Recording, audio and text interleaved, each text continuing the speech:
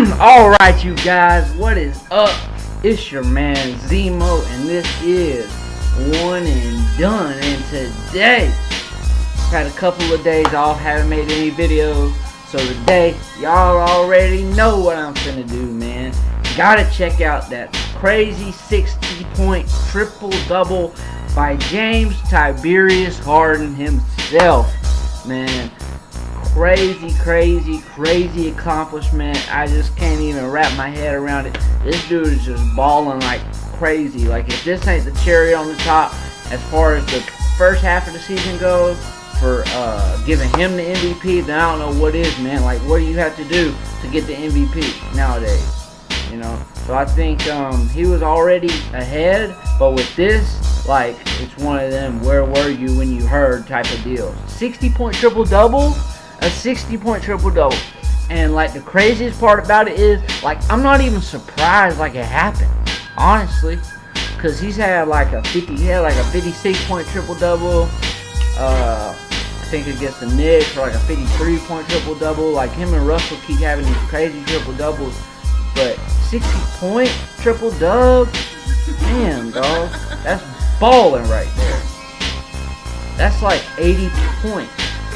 If all of your assists were, if he had 10 assists and all the assists were 2s, that's 80 points. And I'm sure some of them were 3s because they're the Rockets. But anyway, we're going to jump right into it, man.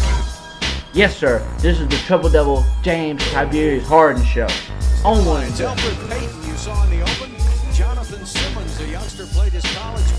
Alright, there you see the starting lineups getting ready for the tip ball. Rockets win the tip. Let's get it. Now, I know I've seen this highlight. We're going to get the assist of the night through the legs, Euro step. Beautiful pick and roll execution by Clint Capella and James Harden. I'd say they are the deadliest pick and roll combination in the NBA. And I don't think that's a stretch at all, actually. I think that's pretty accurate. I'm sure there's some other deadly pick and roll out there. Probably Steph and Draymond. Bledsoe and Greek Freak. I don't know. Leave in the comments. What do y'all think is the best pick and roll duo in the NBA right now? Y'all let me know. But anyways, as you see, a couple easy layups, and then the Magic coming down, getting a couple layups for themselves. A couple layups for Harden is what I was alluding to. And then another pass to Capella. Looked like he was fouled or was knocked out of bounds. Eric Gordon with the floater, trying to use all that glass. And then Clint Capella's there to tip it up. Or the Magic, kind of look like maybe the Magic might have had a hand in tipping it up there. Now get that weak stuff out of here. That's what Clint says. That's what Clint Capella, CC, says. And then James Harden is going to take it right at you. He says, stop me. Nobody on this court can guard me. One-on-one. Nobody. Telling you, man, he's got a real deceptively broad shoulders, and once you get on one of his shoulders, he's going to attack and just keep that ball. He's going to keep you on his hip and keep that ball dribbling on the other side, and somebody reaches, he's probably going to get called for a foul, and if they don't, he's probably going to make the layup. So you kind of got to pick your poison and hopefully stay in front of him as best you can, make him shoot a contested jumper. That's the formula for Garden Harden. For Garden Harden. The formula for Garden Harden. Low-key little travel by Nene, but nobody called it. And he's going to get the bucket. James Harden with the assist. So the Magic are actually playing up to their level, up to their competition level. Which is a good thing. And I finally answered the age-old riddle of what happened to Jonathan Simmons. If any of y'all remember number 17, Jonathan Simmons for the Spurs last year, had a lot of highlight dunks, and he was just looking like a real good player that would potentially, you know, become a lot more polished, obviously, and then have another semi-star potentially for the future to put next to Kawhi. I thought there was no doubt about it that he was going to stay with the Spurs, and the Spurs were going to try to cultivate him because he has a lot of the tools that you really look for a star NBA player to have. Has real good ups and all that. But You know, I guess it doesn't always work out, or isn't always. Maybe he wanted too much money. I don't know. But flamethrower, Ryan Anderson for the 3. That's probably the easiest assist, easiest pitch and catch. 3 wide open that he'll have all season, honestly. One of the easiest assists Harden will have all season. Wow. What a drive. Very good. Unbelievable. Great drive. Like, went through like 3 or 4 different defenders on that one. Crossover. Hesitation. Gets to that left hand. Puts you on his right shoulder and says, come along for the ride. Good pass by Clint Capella to the wide open Baamute. Telling you, man, Clint Capella is really trying to be an all-star. Like, the way he's playing this year, he is an all-star, as far as I'm concerned. I mean, just a straight-up production. I mean, look, I mean, he's exactly what they ask him to be. He rolls hard. He gets back down court. There's Simmons, by the way. Nice footwork. But he is exactly what they want him to be. And he plays his role perfectly.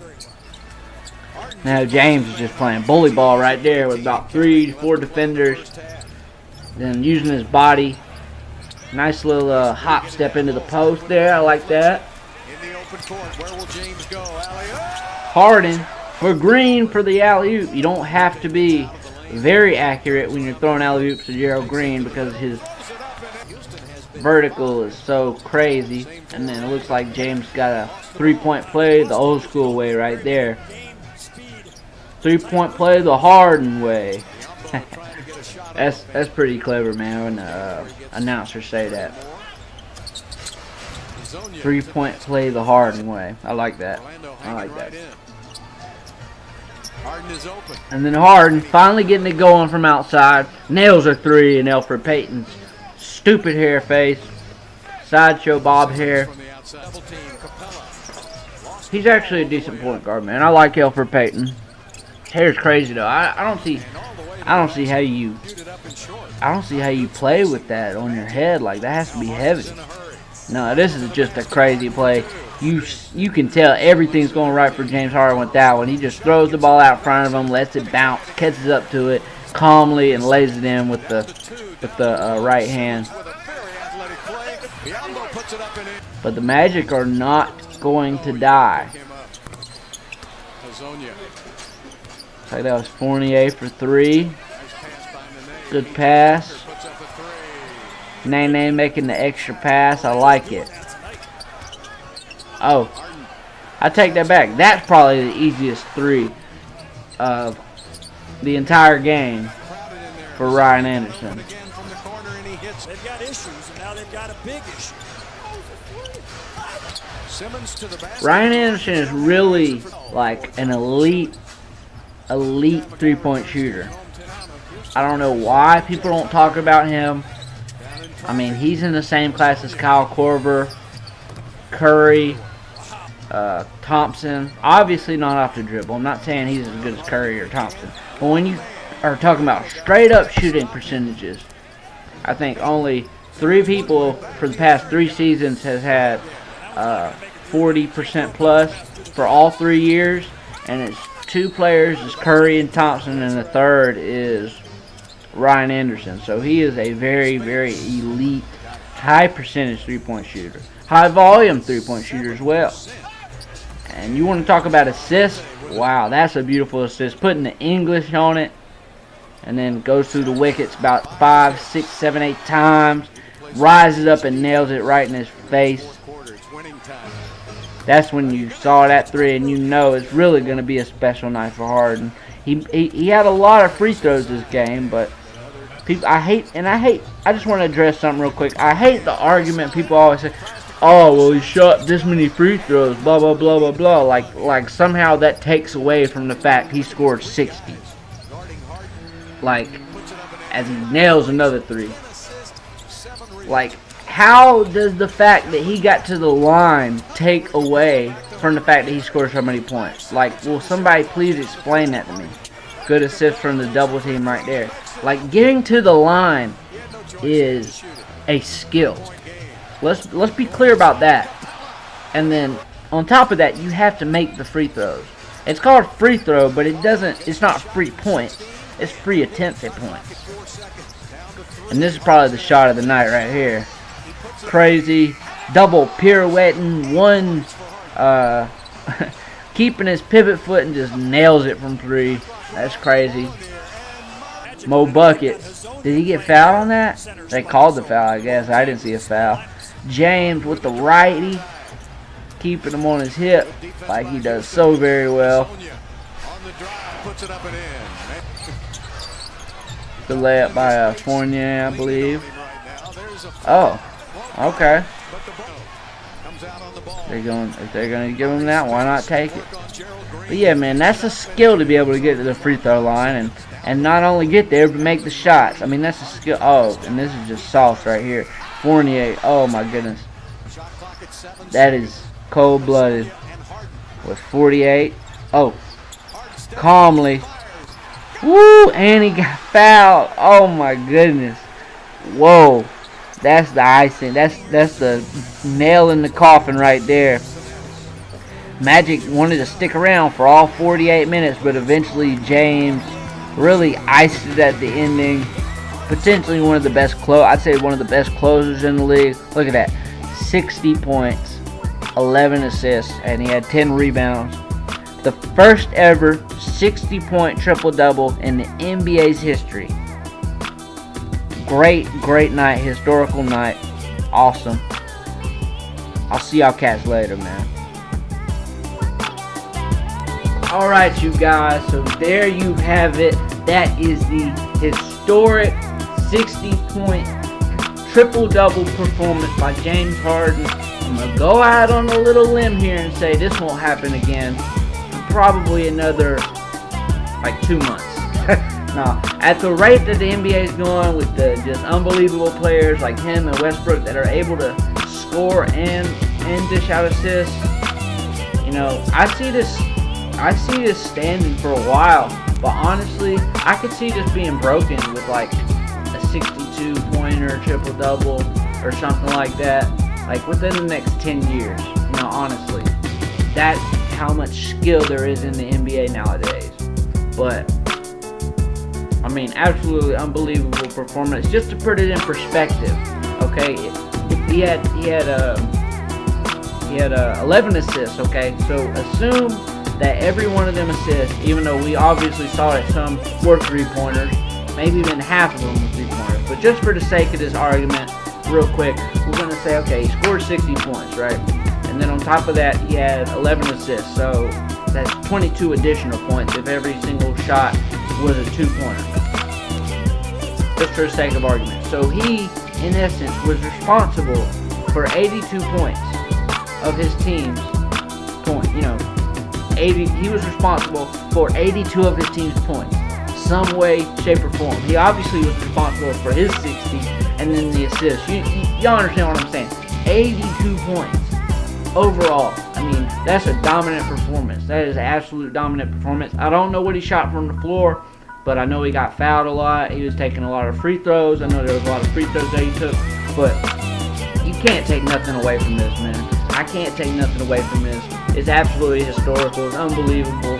I was telling people when James Harden was on OKC, he was going to be a star and he could go to another team and be a star. But I'm not even going to flex. I thought he would be good for 20 points a game. You know what I mean? For his career. I never in my wildest dreams thought he would be this James Harden that we're witnessing today. I never thought that. I knew he was very good. And even when the Warriors were in the finals, I was telling everybody, I was saying, he's the best passer on this team. He's the point guard on this team. Russell Westbrook ain't the point guard. But anyways, because, at that time Russ was younger, and he was just taking all the shots, taking up the little stop and pop mid-range he always does, and not really being a facilitator that we see him be nowadays, and but I never in a million years thought that James Harden would be this elite. I didn't, I thought he'd be good, but I didn't even think he would be near this ballpark. But anyways, you you guys. That's the video for today. Please drop a like.